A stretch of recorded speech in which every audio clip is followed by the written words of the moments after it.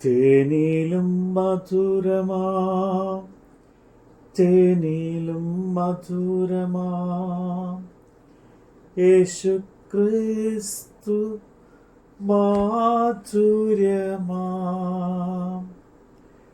രുചിച്ച് നോക്കി ഞാൻ കർത്തൻ കൃപകളെ, യേശു ക്രിസ്തു മാധുര്യമാം.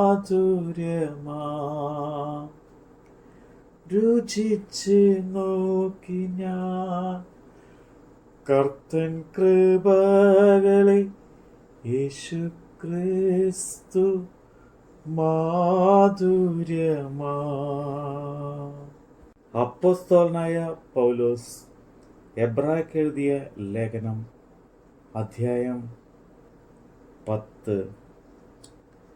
ന്യായപ്രമാണം വരുവാനുള്ള നന്മകളുടെ നിഴലല്ലാതെ കാര്യങ്ങളുടെ സാക്ഷാൽ സ്വരൂപമല്ലായകൊണ്ട് ആണ്ടുതോറും ഇടപെടാതെ കഴിച്ചു വരുന്ന അതേ യാഗങ്ങളാൽ അടുത്തു വരുന്നവർക്ക് സൽഗുണപൂർത്തി വരുത്തുവാൻ ഒരു നാളും കഴിവുള്ളതല്ല.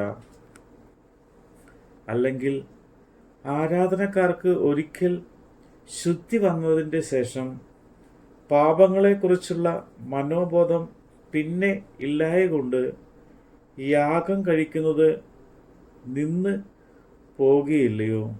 ഇപ്പോഴോ ആണ്ടുതോറും അവയാൽ പാപങ്ങളുടെ ഓർമ്മ ഉണ്ടാകുന്നു. കാളകളുടെയും ആട്ടുകൊറ്റന്മാരുടെയും രക്തത്തിന് പാപങ്ങളെ നീക്കുവാൻ കഴിയുന്നതല്ല.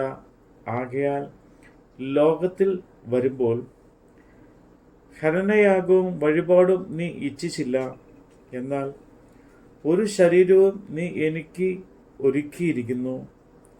സർവാംഗ ഹോമങ്ങളിലും പാപയാഗങ്ങളിലും നീ പ്രസാദിച്ചില്ല.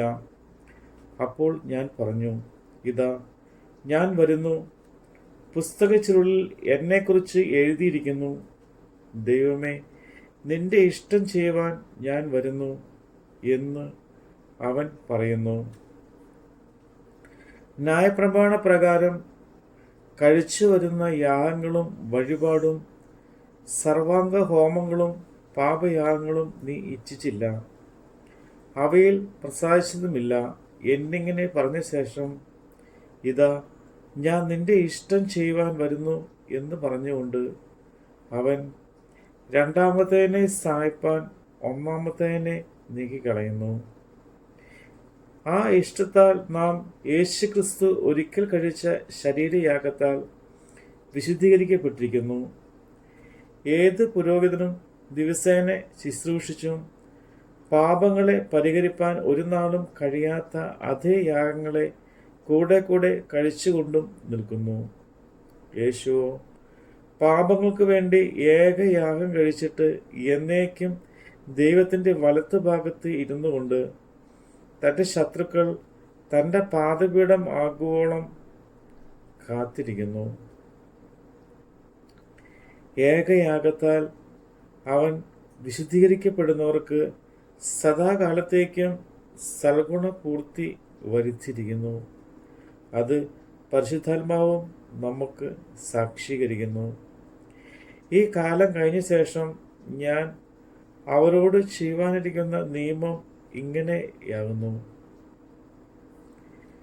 എൻ്റെ ന്യായപ്രമാണം അവരുടെ ഉള്ളിലാക്കി അവരുടെ ഹൃദയങ്ങൾ എഴുതും എന്ന് കർത്താവിൻ്റെ അരുളപ്പാട് എന്ന് അരുളി ചെയ്ത ശേഷം അവരുടെ പാപങ്ങളെയും അകൃത്യങ്ങളെയും ഞാൻ ഇനി ഓർക്കുകയില്ല എന്ന് അരുളി ചെയ്യുന്നു. എന്നാൽ ഇവയുടെ മോചനം ഉള്ളിടത്ത് ഇനിമേൽ പാപങ്ങൾക്ക് വേണ്ടി ഒരു യാഗവും ആവശ്യമില്ല. അതുകൊണ്ട് സഹോദരന്മാരെ, യേശു തൻ്റെ ദേഹം എന്ന തിരുശീലയിൽ കൂടി നമുക്ക് പ്രതിഷ്ഠിച്ച ജീവനുള്ള പുതുവഴിയായി തൻ്റെ രക്തത്താൽ വിശുദ്ധ മന്ദിരത്തിലേക്കുള്ള പ്രവേശനത്തിൻ്റെ ധൈര്യവും ദേവാലയത്തിന്മേൽ ഒരു മഹാപുരോഹിതനും നമുക്ക് ഉള്ളതുകൊണ്ട് നാം ദുർമനസാക്ഷി നീങ്ങുമാറ് ഹൃദയങ്ങളിൽ വിളിക്കപ്പെട്ടവരും ശുദ്ധവെള്ളത്താൽ ശരീരം കഴുകപ്പെട്ടവരുമായി വിശ്വാസത്തിൻ്റെ പൂർണ്ണ നിശ്ചയം പൂണ്ട് പരമാർത്ഥ ഹൃദയത്തോടെ അടുത്ത് ചെല്ലുക. പ്രത്യാശയുടെ സ്വീകാരം നാം മുറുകെ പിടിച്ചുകൊള്ളുക. വാഗ്ദത്തം ചെയ്തവൻ വിശ്വസ്തനല്ലോ. ചിലർ ചെയ്യുന്നത് പോലെ നമ്മുടെ സഭായോഗങ്ങളെ ഉപേക്ഷിക്കാതെ നമ്മിൽ പ്രബോധിപ്പിച്ചുകൊണ്ട് സ്നേഹത്തിനും സൽപ്രവൃത്തികൾക്കും ഉത്സാഹം വർദ്ധിപ്പാൻ അന്യോന്യം സൂക്ഷിച്ചുകൊള്ളുക.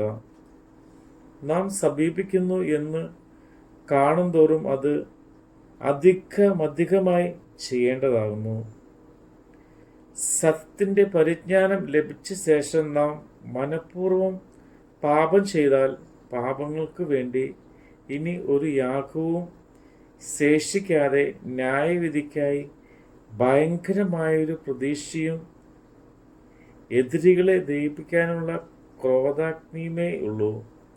മോശയുടെ ന്യായപ്രമാണം അനുസരിക്കാത്തവന് കരുണ കൂടാതെ 2-3 സാക്ഷിയുടെ വാമൊഴി കേട്ട് മരണശിക്ഷ കൽപ്പിക്കുന്നുവല്ലോ.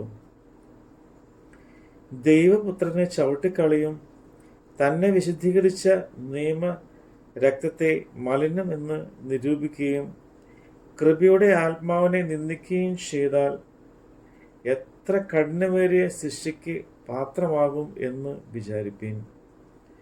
പ്രതികാരം എനിക്കുള്ളത്, ഞാൻ പകരം വീട്ടുമെന്നും കർത്താവ് തൻ്റെ ജനത്തെ ന്യായം വിധിക്കുമെന്നും അരുളി ചെയ്തവനെ നാം അറിയുന്നു അല്ലോ.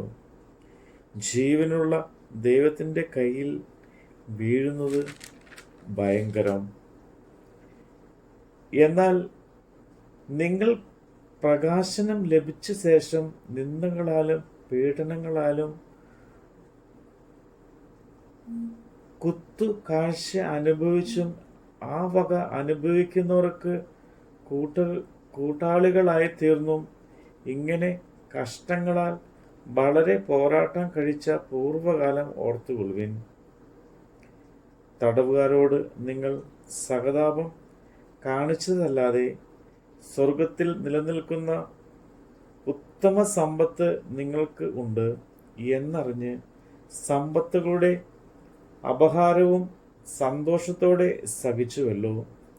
അതുകൊണ്ട് മഹാപ്രതിഫലമുള്ള നിങ്ങളുടെ ധൈര്യം തള്ളിക്കളയരുത്. ദൈവേഷ്ടം ചെയ്ത് വാഗ്ദത്തം പ്രാപിപ്പാൻ സഹിഷ്ണുത നിങ്ങൾക്ക് ആവശ്യം.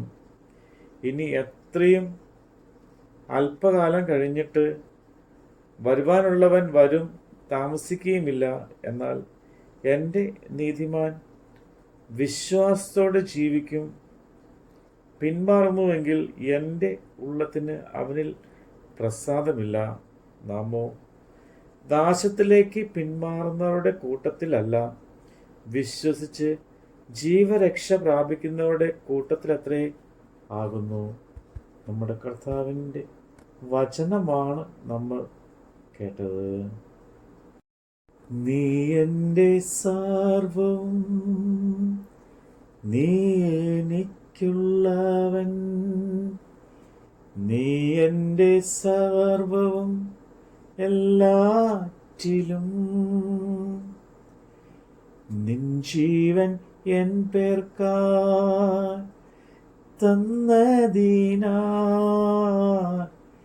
നീ എൻ്റെ സർവ്വവും എല്ലാറ്റിലും. നിൻ ജീവൻ എൻ പേർക്കായി തന്നതിനാൽ നീ എൻ്റെ സർവ്വവും എല്ലാറ്റിലും.